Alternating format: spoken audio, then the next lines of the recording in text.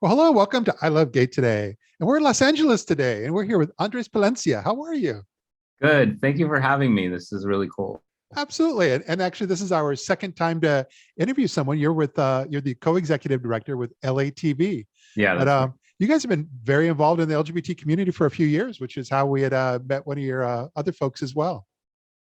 Yeah. We. I mean, it's been kind of it used to be a stand-up thing to do, and then now we just kind of found it's one other way to kind of start these conversations within our community because we're a Latino network. We're in Spanish and English and bilingual. So we started back when it was a little bit less cool or less popular to do like truly inclusive programming. We had the first ever LGBTQ talk show, which was Glitter Bomb, and then we evolved another show called The Q Agenda, which has been a great success. And then we've since done this past year we did a series called My Health Agenda, and we're developing some trans-specific, trans-led content as well.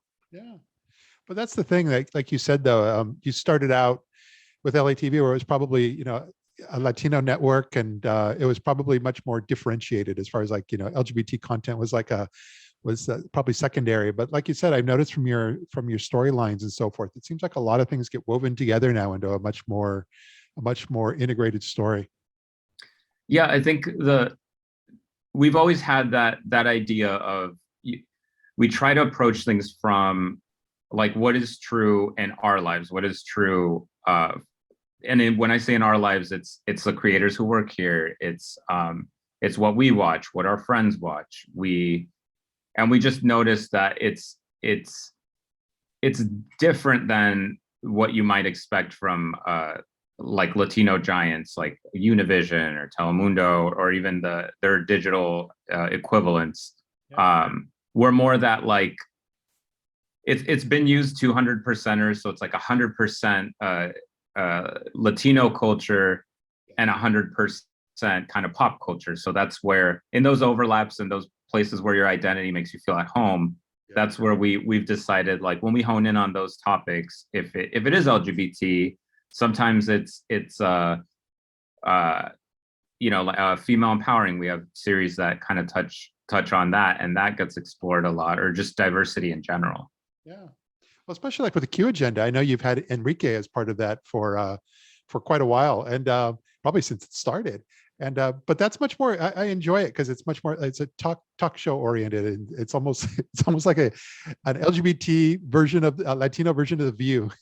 It is the Q agenda really is if you could imagine what it's like hanging out with Enrique. It's like he's like a really cool, really popular kind of a staple of LGBT culture in the pop culture sense, but then he also has a heart of gold, and he's very informed. So you'll see on the Q agenda, you'll see Enrique, you'll see Victor, who's a beauty influencer, you'll see Juliana Joel, she's a trans activist, and also like an exceptional leader.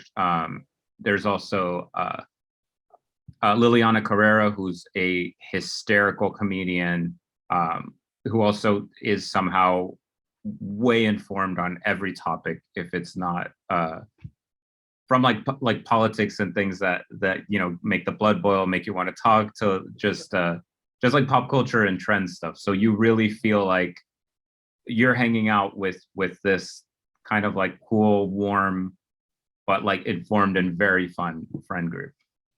That comes across. So you guys have done a great job with that. But with My Health Agenda, that seems more near and dear to your heart. I noticed you like I think you're more involved with that one specifically. Yeah. Yeah. So My Health Agenda was this passion project that came out of, we touch different topics. On the Q agenda, it's a little more trendy. It's a little more what's going on, and we started to kind of notice that these conversations specifically around LGBTQ health in our communities and like adjacent of our communities and our chosen families don't really, they're either not addressed or they're spoken of in a way that's like framed by how pop culture presents LGBTQ health, which is there just seems to be one storyline that ends in 1994. It's like the AIDS crisis and voguing and Pose is out. So it's kind of the new modern existence of what health is, what health realities are for different people, sexual health, mental health, topics like that we didn't really talk about. So we decided to do a series where we're like, okay, we're going to invite some people we think represent different aspects of our community, who are leaders and people who we truly admire. And we're just going to have a conversation around health. And we're going to kind of embrace it in a kind of like with an artistic hug, we call it, because we did from the set design was a queer man vest. The artist, we had art, LGBTQ art throughout the series, created specifically for it. So instead of doing B-roll of telling the story, we're gonna try to infuse as much creativity. We had Forrest, who's a brilliant musician, compose an actual score for the whole thing. And the guests we had Curly, who you might know from BuzzFeed, from Pero Like, to Jennifer, who is a trans activist. She's starting a trans recovery center and nonprofit for people going through that. We had a plastic surgeon to talk about, how you present yourself and the way health plays into that. Yeah. So I think I don't know that we kicked off the conversation like across the board fully, but I think everyone who was on that project was especially proud that we could say we gave our best shot at being as genuine as we could, and just giving one more, piece of content that people can look at to see themselves. Because some of us, I come from a world where I was talking to my friends the other day, I was like, I don't know, like if I tried, I couldn't find a place to see a man kissing a man. You couldn't see it. It's crazy how fast the world is. Yeah, no, we've come a long way in a short period of time. And for even yourself personally, though, how did you have you always been involved with media? And was this kind of a passion of yours to want to get into? Yeah, I mean, I come from the like creative first world. So I studied film and math at CSUN at Cal State Northridge. And then most of my career, I actually built it here at LATV.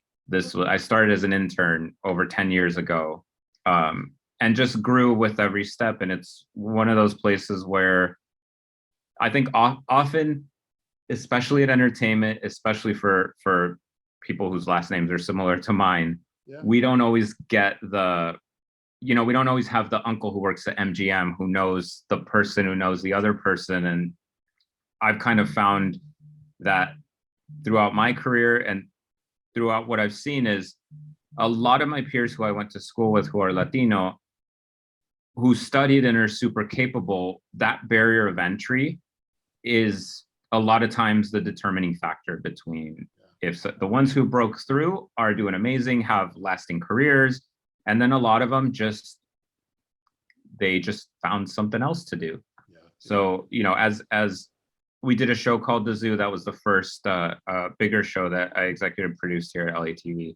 And that was our first, we're going to do the opposite of trying to do a talk show that pretends to be The View or pretends to be super polished. We're like, no, we're going to have a super multicultural cast. We're going to have one host, definitely LGBT, to represent that side of it. And that show did so well on the network that we're like, why don't we just keep doing this? And as my career progressed, that only got stronger throughout the company. And now Bruno and myself, we lead LATV, and we take that creative approach of how can we say we represent? So we feel like there's companies that target certain demographics. There's companies that hire, that try to build it within. Because we come from this community, we're like, we need to be able to be proud enough to say we represent the community. And that includes as much the content we make as the effort that we put into being a part of the solution to barrier to entry for creatives and professionals.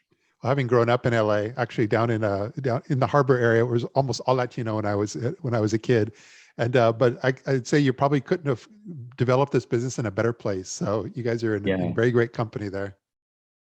Oh yeah, absolutely. We like from it's cool because there's so much college out here, and there's such a huge desire to be creative that I don't know that there's that much hubs. I'm sure New York, but in New York you got to be creative and you've got to fight. It's true. It's very true. That's why when New Yorkers go to LA, it's a whole different story. But the programming itself, like I would say, you guys are pretty much on all the different screens, so to speak. Computer, television, phone. Yeah. But when you go to your website, though, I know it's very easy to find the cable channels, but you guys are pretty much everywhere as well, right? Yeah, that was there's like we get creative in the content we make, and then we try to be a little innovative in like, okay, so we're making content people want to see. Yeah. You can find us on the website. It's a schedule, and that'll tell you where to watch if you want to tune in on TV. But we're like, how do we get ourselves on every screen people are using to watch content? Yeah. So we have an app that you can get on every store, and we're doing a big upgrade actually. In a couple of months, we'll be relaunching with some special content there. So keep an eye out. But we also have, we have any episode you miss, you can go onto the website, you can watch it. You can find us on YouTube everywhere at LATV Network.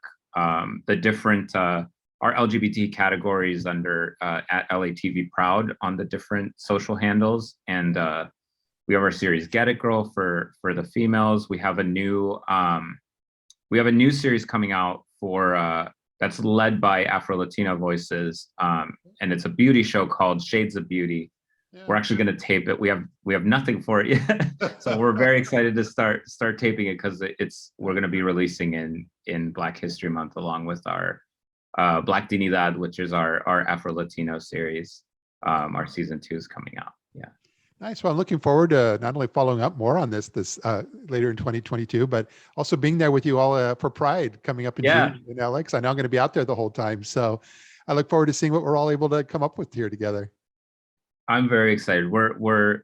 Our biggest thing we're going to do this year is we're going to do it's called the Q Ball. Yeah.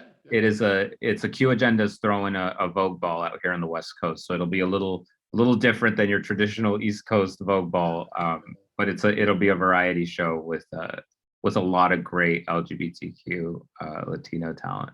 Excellent.